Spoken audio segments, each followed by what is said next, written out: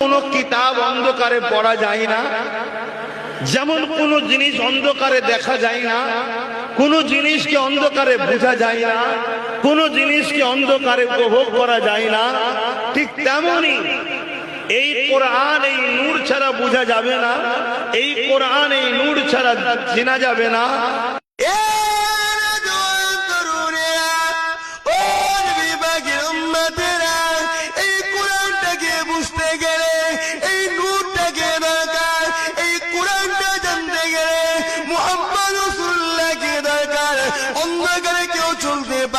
অন্ধকারে কেউ পড়তে পারে না, তেমন রসুল ছাড়া কেউ জানতে পারবে না।